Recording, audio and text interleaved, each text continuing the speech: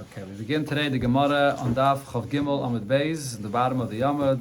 Beis Hashem Yisbarach. We'll learn today the last plot of Masechta Makos, a seam on the entire Masechta Makos.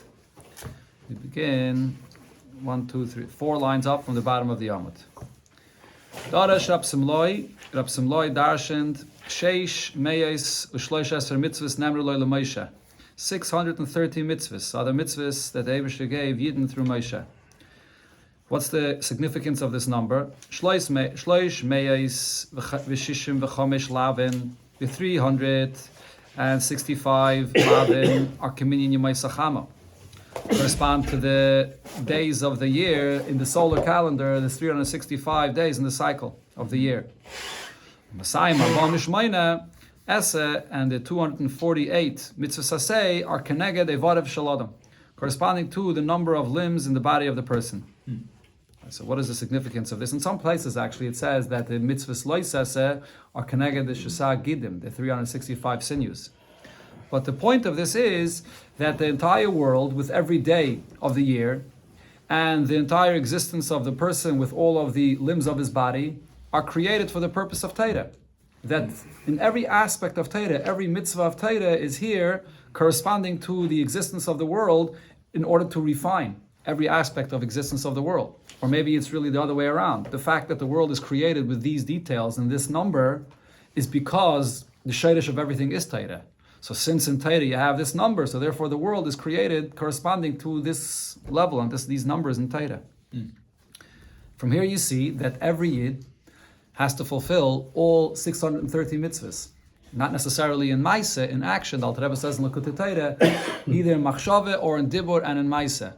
Thought, speech, or action, a Yid should either learn or do the mitzvah because he has all the Evarim. If you miss one mitzvah, so then you're not refining and connecting to the Eibusher through a mitzvah that connects to that Ever.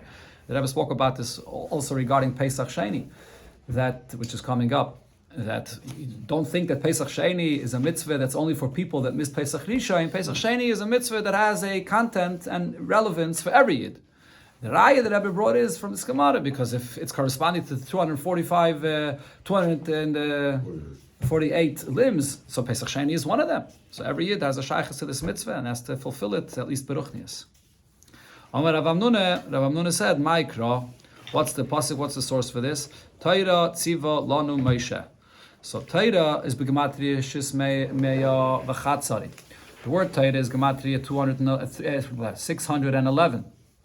And then Anoichi v'lo yilacha, the additional 2, which is the first 2 of the Aseres HaDibros, Anoichi v'lo yilacha mipia gvura shamayim. That was heard from the Eibusher himself, and that makes up to the number of 613. As the Rivan here brings, it says Achas dibur lekim shtaim zu shamaynu. It refers to the first 2 dibros that the Eibusher said. The Alter Rebbe explains in Tanya that the first 2 dibros includes and it's the representing the all mitzvahs aseh and all mitzvahs lois aseh. That's why these are the 2 that we heard mipi hagvura. So it's known benegay to the number that the Gemara says here, 613, benegay to the mitzvahs, that the Rishonim went out of their way to count the mitzvahs to prove that it's taka 613. And there's many different opinions how you come to the number of 613. I think Rab Sadia Gaon, the Rasag, was the first one that wrote a Sefer HaMitzvahs that counts the mitzvahs. Then you have, of course, the Rambam wrote a Sefer HaMitzvahs, and the Bahag, other Rishonim, and they don't all come to the conclusion, to the count of 613 with the same mitzvahs. There's arguments, which mitzvahs are included, which mitzvahs are not, but according to all counts of mitzvahs, what is or is not included, it has to come to this number of 613. But is separate. Yeah, it's another 2 of the mitzvahs. It's that there are 2 individual mitzvahs, but it's also kailol. It's the source of all of the other mitzvahs. That's why Mipia Gvura Shamayim.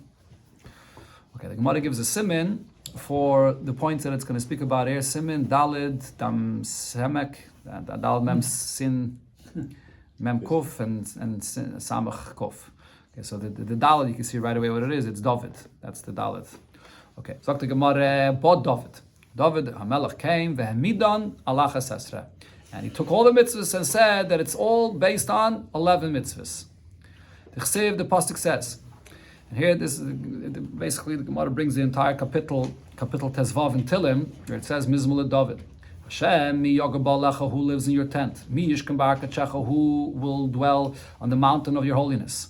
So it says, Hoylech Tomim, Payal Tzedek, Doiver Emes Bolvavai, Leiragal al Shainai, Leyasal Reyei Ra, V'cherper Lenas al Kroivai, Nivze Bein of Nimas, V'syira Hashem Yechabed, Nishpal Ahara V'layamer, Kasper Lenasam Beneshech, V'sheich Ad al Naki Leilakach, that's 11 points.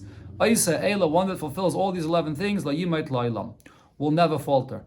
That's Hamidan al Achas Esra. Now the Gemara is going to describe what all these Achas Esra are. So as the Marshayer says, and the Mefarshim explain, doesn't mean that David HaMelech Chas v'Shalom was mevatel any of the Taryag mitzvahs. And he just said, okay, this 11, that's it. The rest are not relevant. Chas v'Shalom. And what it means is that when he saw that it was a time that Eden had a difficult time focusing on all of the 613 mitzvahs individually to fulfill them, so he pointed out to them, he showed them how you have the foundation of these 11. And if you'll focus on the foundation of these 11, it'll give you the kayach to fulfill all the mitzvahs. The what? All including in the 11. Yeah, but right, if one focuses on these 11, everything will come and follow along that's included in this. So what is the piddush of these 11 points? So the Gemara explains one by one. Haylech Tamim, what does this mean, Ze Avram? This is like what we find, it says by Avram, B'chsiv, Hishalech L'fanai V'hayei Tamim, walk in front of me and be Tamim, which means the sincerity. The person should approach a mitzvah and connect Hashem with a sincere heart. Payal Tzedek, what does Payal Tzedek mean? Kagain Abechil Kiyo. It's like what you find by Abechil Kiyo, which was in the time of the second Beis HaMikdash, that, what was his Tzedek? 1 second, I'm trying to remember what it says there. You have over there, that what again?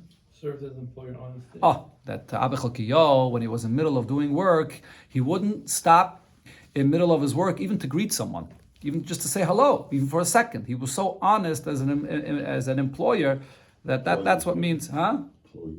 Employee, that he didn't even stop for a second to say hello. But Doiver Emes Bolvava is Kagoin Rav Safra.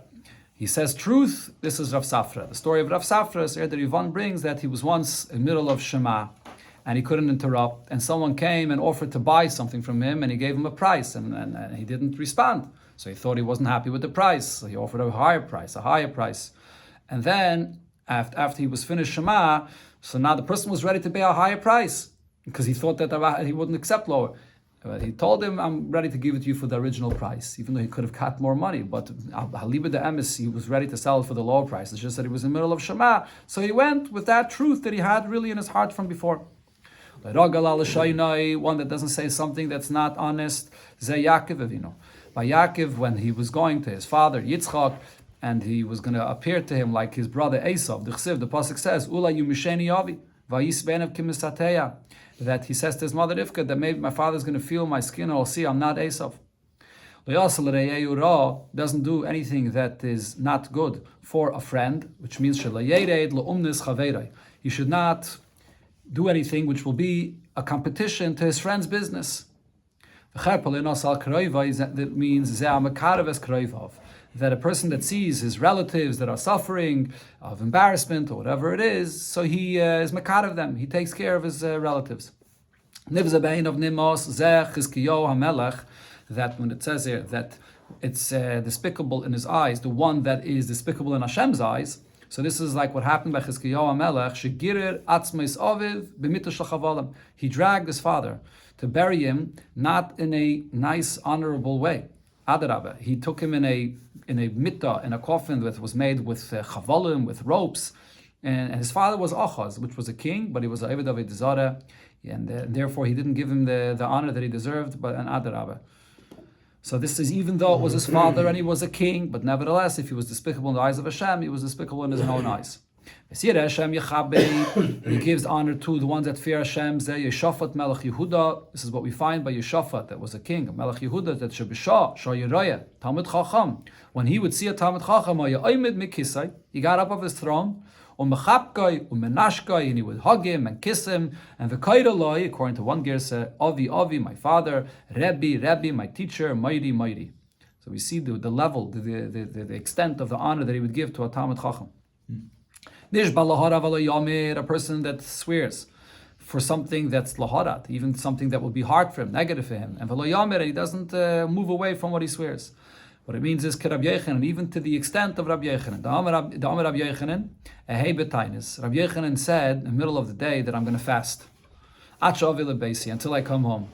And he did. He kept his Shavua. Even though, in such a case, the halacha is that the Shavua does not take effect. When a person accepts a fast, the halacha, it's also brought in Shulchan Aruch, you accept the fast from the day before Shkia, then you're obligated to fulfill that Shavua. In this case, he didn't have to, but he still fulfilled the Shavua. Kasper lenosam beneshech, one does not use his money to give any to lend money on or to borrow money on interest. That's even to lend money to a guy to take interest. Even though to a guy you're allowed to take ribis, but nevertheless, in order to stay away from ribis and not to get accustomed to getting interest, even for a guy not to take interest, and not to take any bribery. What does this mean? To what extent? Like on the level of Rabbi Shmuel, but Rabbi Yosi, he had a worker that used to bring him the produce from the field, and there was one time that he needed this worker had an issue that he wanted to come to Rabbi Shmuel, but Rabbi Yosi for a din Torah, and he brought him the food that he would usually bring him on a Friday. He brought it to him a day early. So he told him, "You brought me now the food a day early. It's like sheikhad. I can't be a judge in a din Torah for you." So now the pasuk says, "Ksiv oisa eila," one that fulfills all of these 11 things in the pasuk, and in the extent and the way the Gemara describes it, lo yimet loilam, he will never fall. So that the Gemara says about this, when Rabbi Gamliel came to this pasuk, he actually cried and he said, "Omar, man David lu lukulu," only one that fulfills all of them. Hu de lo yimait, only he will not fall. Hachada minayu, but that means if he fulfills only one of them, yimait, he will fall. So he said that from you see here in the pasuk that it's demanding all of these. Amrulei, so they told Rabbi Gamliel, that's not the pshat. Miksev oisa kol eila. Does it say one that fulfills all of these? It doesn't say the word kol. Oisa eileksiv. It says one that fulfills these will not falter. That means afila b'chada minayu. Even only one of them. Right? So this is not taking back what the Gemara said before. Before the Gemara said that David HaMelech Hamidon Alachas Esrei, that he said that these are the 11 fundamentals. That remains. But nevertheless, the yimoit, that a person would fall, that's only if he doesn't fulfill any of these. Because the Ilay Teimach, if you would not interpret the pasuk here this way, I'll bring you an example of another pasuk. Ksiv Karachirena, the pasuk says, Al tetamu b'chol eila. Do not be metame yourself in any of these. So there's different in Yonim of Tumah that the pasuk speaks about, and it says, do not make yourself impure. So Hasam Nami there, and that pasuk is called as the mean Hanigeya b'chol eila hu demetame. Only one that touches all of these different things the pasuk speaks about, then he becomes tamei. But if it's only one, he will not be tamei. But that's not the case. If a person touches just one thing that's tamei, he becomes tamei. Elalav, over there, what does it mean? Ba'achas mikol leila. When it says al tatamu b'chol leila, even though there it actually says kol, but it means in one of all of these, then you become tamei. Hachanami over here, when it says aisa eila, doesn't even say the word kol. So when it says aisa eila, it means ba'achas mikol leila. One of these, a person will lo yimet leilam, he will not falter. So the Gemara ba Yishayahu ve'amidan al sheish. Then Yishayahu later on he came and he said that there are 6 fundamentals that Torah mitzvahs is based on. Because the pasuk says in Yeshaya, heilig tzedakos v'doivim meisharim moyes bebetzem mashakos noya kapov mit moich b'shaychad oitem ozna mishmaya domim v'oitzem ein of mira'is bera. Those are the 6 things that everything is based on. So the Gemara explains, what are these 6 things? Heilig tzedakos ze Avram Avinu.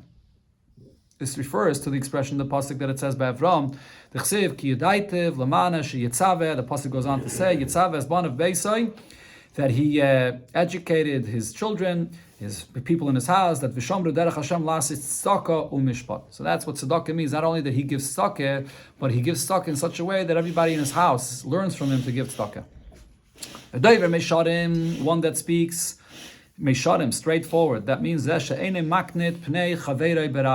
does not embarrass or say something that will offend his friend in public. That he despises any betza mashakos, which means anything that is not his, that money that's not his. Kogoin Rabbi Shmuel ben Elisha, like the story of Rabbi Shmuel ben Elisha. What's the story with Rabbi Shmuel ben Elisha? Again. Oh, with Reishis Agez, yeah. That when it came to giving this to the Kayanim, so when a person gives the Reishis Agez, he gives to the Kayan, a person could choose whatever Kayan he wants to give it to. So Rabbi Shmuel ben Elisha refused to take this. He was a Kayan, and he refused to take it to himself because since this person was accustomed to giving it to another Kayan, he said, even though I have the right to take it, but I don't want it to appear like I'm taking something away from another Kayan. Noya kapov mitmeich b'sheichad, to shake off your palms from taking any bribery, like the Gemara brought before. Kagayin Rabbi Shmuel but Rabbi Yosi, that didn't want to judge a worker of his that brought him the food a little earlier. Aitamazdav mishmaya domim, that a person that clogs his ears from hearing something that's negative. What does this mean? The leshama bizilusa detzorbim rabbanon v'shasik, that he doesn't hear someone that's embarrassing a Talmud Chacham and he's quiet about it. And as we find this in the story, Kagayin Rabbi Eliezer b'Rab Shimon. The story of Rabbi Eliezer b'Rab Shimon was that after he passed away, his body, even after it was buried, actually before it was buried, his body wasn't buried for a while, it remained all intact. But then one day his wife noticed that a worm came out of his ear. And she was wondering how this happened. And so she came to him in a dream and she said, the reason why this happened to me is because once, when I was living in the world, I heard someone that offended a Talmud Chacham. And I didn't protest on this. And because of this, this happened, that worm came out of his ear. So it shows you even one time, person should always has to protect the honor of the Talmidei Chachamim. Then the pasuk says that he closes his eyes and not looking at things that are bad. The Rabbi Chia Barabba says that he doesn't look at the women when they are doing their laundry by the river and they can't be completely tznius, and he doesn't look in that place.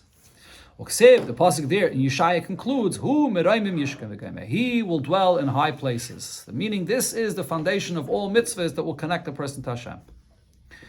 As the Gemara in a later generation, Micha came and he said that all mitzvahs are based on just three. Because by Micha it says, Higid l'cha adam matov. You tell a person what's good. What is it that Hashem demands of you? Kiyem asais mishpat va'avas chesed v'atznei aleches Hashem melekecha. So here it says just 3 points. And the Gemara explains, asais mishpat zeh hadin. Asais mishpat means din. I didn't see over here a clear hasbir in anywhere what this din over here means. Din literally means judgment, that the person should follow justice. That's what it seems. Avas chesed, what does that mean? Like gemilas chasadim, to do gemilas chesed. And vatznei aleches, what does this mean? When a person does things in a discreet manner, doesn't make a commotion about everything he does, quietly. This is going to a levaya or going to a chasana. What's the connection of vatznei aleches to this? So the Rivan says, because the pasuk says the term leches. Leches means going, but that term you find in the pasuk, as the Rivani brings, toiv laleches al beis oval mileches al beis hamishte. So therefore, the term leches in this pasuk means someone that whether is joining a levaya or he's helping out with the needs of whatever is necessary, and the same with a chasna, whether he's going to a chasna or helping out with funding the chasna. And when he does this, not everybody has to know behind the scenes what he's doing to help to fund. Even such a kind of mitzvah is done quietly. Now the Gemara explains, what the pasuk here is coming to say is that you should make this kal v'chaymer. If when it comes to things like funding and joining by a levaya or a chasana, this is not something that is a private event. This is a very publicized thing. But nevertheless, the Torah is saying v'hatznei leches. It uses the term leches to indicate that even regarding such a thing, a person should do things modestly and quietly. Dvarim shadarkan l'seisam b'tzine, things that things that are private. Alachas kame v'kame. Definitely, a person does something in his mitzvahs that he does. It shouldn't be based on what he advertises for everybody to know, but it's done between him and Hashem. Says the Gemara Chaza Yeshayahu. Although we brought before that Yeshayahu said that it's all based on 6, but then later Yeshayahu came v'hemida nashtayim, and he said that it's all based on 2. Shenemar, as it says in Yeshaya, Koyam Hashem Shimru Mishpat v'Asu Tzedakah. Keep Mishpat, justice, and Tzedakah, Gemilas Chesed. Those are the 2 things that everything is based on. Then the Gemara says, Ba Amos came vehemidon al achas, and he said that the foundation of everything is all one. Shenaba, the pasuk says, Kayamer Hashem lebeis Yisrael. The Eibusha says to the Yidden, Dirshuni seek me out, or look for me, v'chiu, and you'll live. So that's one thing, dirshuni. But on this, the Gemara asks, Maskav Lot of Nachman by Yitzchak, how do you know that this is just one point? Eime dirshuni b'chol ha'Torah kula. It doesn't specify any detail here. It just says dirshuni. So maybe that means you have to fulfill all of Torah. He's not giving you any specific that there's one thing that's a foundation. Ella concludes the Gemara, Chavakuk v'amidan alachas. Chavakuk, he said that everything is based all on one. Shenema v'tzadik b'munasa yichya. That a tzadik, with his faith in Hashem, he lives. Which means that the foundation of all of Torah and mitzvahs is emunah. Emunah is the one that kudah, which is the emunah of a yid in Hashem. That's the basis of everything. And when a yid has proper and full, real emunah, then that will bring him to fulfill all mitzvahs.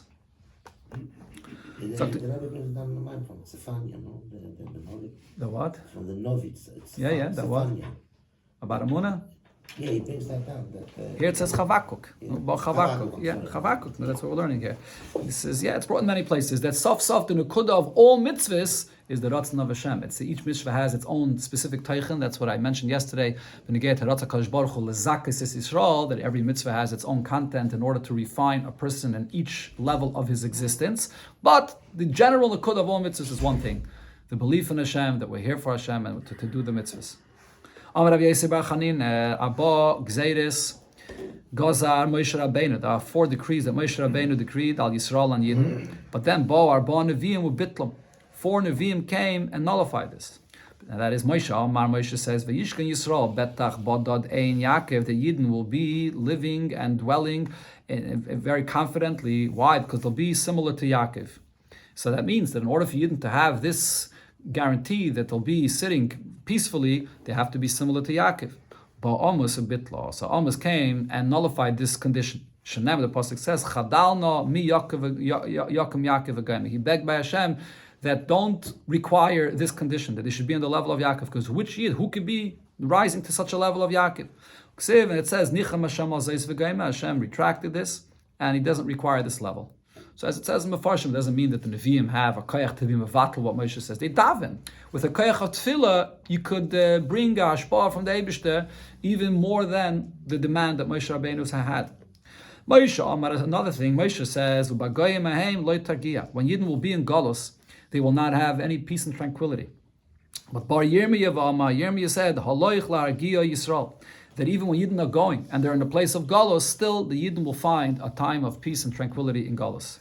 Moshe says, that Hashem punishes even children for the Avedas of the father. And that's when the children are continuing that the things that the father did. So then they get punished not only for their own Avedas, but also for the father.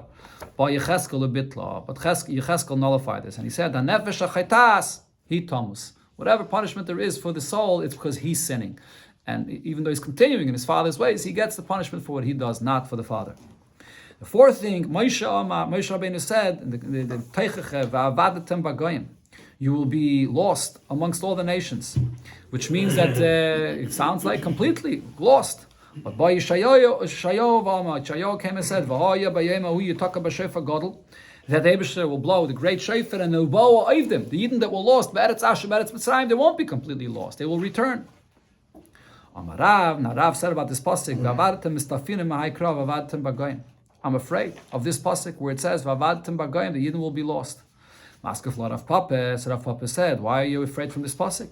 Dilma, when it says this term about Yidden and Galus, that they'll be like a lost object, it means Dilma ka'avedam is pakeshes. Maybe it means like a lost object where the owner is looking for it, and he's going to find it and bring it back. T'chsiv, like the expression the pasuk in Tilim, Taisi kaseh oivid, that I'm wandering around like a lost sheep. Bakish avdecha, and your servant seeks out Hashem, meaning he's looking to return, and so to Yidden will be returned. So why was Rav afraid of what the expression of Avad Tamagayim? Ella says the pasuk misayfer the kra. His fear was from the conclusion of the pasuk where it says Va'achaltem eschem eretz evechem, that you will be consumed and eaten up in the land of your enemies. But on this as well, the Gemara says Maskef lo Marzutra asked and said Dilme kachilas kishun v'diluin. Maybe like when you eat kishun v'diluin, which is gourds or pumpkins and cucumbers, that you eat part of it and part of it is left. So over here as well, when it says va'achla, it doesn't mean completely consumed, but it means that part of the Yidden will suffer, but the Yidden will return. So the Gemara concludes, since it spoke about this Inyan of the Galus and Golas, so it brings as follows: a Kfar, Hoya, Rabbi Gamliel, Rabbi Loza ben Azariah, Rabbi Yeshua, Rabbi Akiva Mahalchem Baderech. The Tanaim here were going on their way. And Vishamu, they heard Kail Hamayna Shal Reimi, the noise and the commotion that was coming from the many people that are in Rome, Mipalta. From the, Mipalta means from the plaza in Rome. And they heard this, Berachoik Meya ve'esrim mil. Even though they were 120 mil in a distance from where this noise was coming from, that's how loud the noise was that they were able to hear from Rome. And they began crying when they heard this. And Rabbi Akiva mesachik. And Rabbi Akiva was mesachik. When the Rebbe made the Hadar on this Gemara, the Rebbe translated mesachik as kvelling. It was kvelling. Kvelling? It's not an English word? Huh? No. Not sure. So then, no. I think they made it into the English dictionary already. Huh? No. Kvelling. No. Kvelling is laughing very strongly. It's different than laughing. That's what. I think it's more pneumius. Yeah, more of kvelling. Okay, I'm just telling you what I heard. How the Rebbe translated it. Amrullah. So the Tanaim said to Rabbi Akiva, why are you mesachik? Amar lehem. So he says to them, "V'atem mipnei matem boichem." Why are you crying? Amrullah. So they said to Rabbi Akiva, "Goyim alol. These goyim shemishtachvim latzabim. They bow to avodah zarah, mekatem avodas kechavim, and they burn incense for avodah zarah. Yoishvim betach v'hashket, and they're sitting very peacefully and enjoying themselves. And v'onu and us beis adoim raglei elekeinu. The beis hamikdash is sarof, is burned by Asian fire. V'loy nifkeh, and we shouldn't cry." Amalehem, Rabbi Akiva says to them, but lekach ani mitzachik or mesachik. This is the reason why I'm kvelling. If the ones that are not fulfilling the will of Hashem, this is the goodness that they have in this world. He said it Sinai. For those, the Yidden that do fulfill Hashem's will, alachas kama v'kama, definitely in the future there will be so much more good that's in store for them, and therefore I'm mesachik. Shuv pamachas, one more time it happened. They were on their way going to Yerushalayim. Kivin shegiu laharat tzayfim. As soon as they got to the mountain of Tzayfim, where you can see the place of the Beis Hamikdash, kara bigdayim. They tore their garments when they saw the place of the destruction of the Beis Hamikdash, as the halacha is. Kivin shegiu laharabayis. When they got closer to the area of the harabayis, ro shuol sheyotzem mibeis kotche kadosh. They saw a fox coming out of the place where the Kodesh HaKadoshim was. So the Tanaim all began to cry. And Rabbi Akiva is kvelling from this. They said to Rabbi Akiva, why is it that you're kvelling? So he said to them, why are you crying? So the Tanaim said to him, a place where the pasuk says, Vahazar HaKarev, you must, that any zar, any yid that's not supposed to be doing the Aveda here, and definitely in the Kodesh HaKadoshim, where only a Kohen Gadol is allowed to enter once a year, and va'achshav, and now shualim hilchobai, the fox is going there, v'loi nifke, and we shouldn't cry. Amalahen, so Rabbi Akiva says, but lekach ani mitzachek. This is the reason why I'm kvelling. Because it's a pasuk that says, va'ida Li Eidim Nemonim, I will have the trusted witnesses that testify for me. And who are they? Es Uriah HaKoyen ve'Escharya ben Yevrachyahu. These two prophets are trusted witnesses. What does it mean? V'chima inyan Uriah etzel Zechariah. What's the connection between these two Nevi'im of Uriah and Zechariah? Uriah was b'Mikdash Rishon. Uriah was in the time of the first Beis HaMikdash. Zechariah was b'Mikdash Sheni. Much later in the second Beis HaMikdash. So how are they two prophets, these two Nevi'im, these prophets aid them together? Elo says the Gemara, Rabbi Akiva explained, Tala Kosuv Nevuasa Shel Zechariah Benevuasa Shel Uriah. The pasuk is saying that the prophecy of Zechariah is dependent on the fulfillment of the prophecy of Uriah. But Uriah, when Uriah prophesied, he said, L'chein beglalchem, because of what you have done, Tzion Sadeh Techarish. Tzion, the place of the Beis HaMikdash, will be plowed, like a field that's plowed. And that's the description of the destruction of the Beis HaMikdash. And then B'Zchariah, the pasuk in Zechariah describes the Geula that Oid Yeshvu Zekeinim Zekeinais B'Rechayves Yerushalayim, that Zekeinim and Zekeinais will be sitting together in the streets of Yerushalayim when Mashiach comes. So now until the prophecy of Orya wasn't fulfilled. I was afraid that the nevuah of Zechariah will not be fulfilled. But now that I see that the prophecy of Orya was fulfilled, so now I know that the prophecy of Zechariah will also be fulfilled. And after Rabbi Akiva said this, Beloshin Hazeh Omrulai. So they said to him this expression, Akiva nichamtonu, Akiva nichamtonu, Akiva, you have consoled us, you have consoled us. Adran Allah Elohen Aloikem, Mislikalam Mesechta Makos. We shall return to you, Mesechta Makos. Yeah. So to share a few words from the Rebbe's Hadran on the Mesechta. The Rebbe made a Hadran on Mesechta Makos, as far as I know, 2 times. One that was Yud Shvat Tavshin Chafei, and then I think it was also, I don't know if it was a Yud Shvat, was later on Tavshin Lamed Daled, and one of the Hadranim is printed in Lakut Siches in the Sicham Shabbos Nachmo. And the Rebbe explained both of these stories, Ba'arich is Gedayla. The Rebbe asked 20 questions on the story, even more. Just a general Nakuda. The Rebbe explained about these 2 stories is, when it says here that Rabbi Akiva saw that they were crying, and Rabbi Akiva asks them, why are you crying? The fact that they asked Rabbi Akiva, why are you kvelling, why are you mesachik, that's understood. It wasn't natural that he should be mesachik about such things. But why is he asking them, why are you crying? And then also, the Gemara brings both of these stories, but in the first story, it doesn't say that they said to him, Akiva nichamtono, Akiva nichamtono. The Marsha says that it says a double lashon near in the end, because one goes in the first story, one goes in the second story. But in the simple pshat of the Gemara, it's mashma that it goes only on the second story. And also, one of the questions that many Mefarshim ask is, in the second story, it says that Rabbi Akiva said, until I didn't see the fulfillment of the nevuah of Uriah regarding the destruction of the Beis Hamikdash, and to this extent, I wasn't sure that the nevuah of Zechariah would be fulfilled. How could he say such a thing? He didn't believe that the nevuah of Zechariah will be fulfilled, regardless of whether he sees the nevuah of Uriah fulfilled.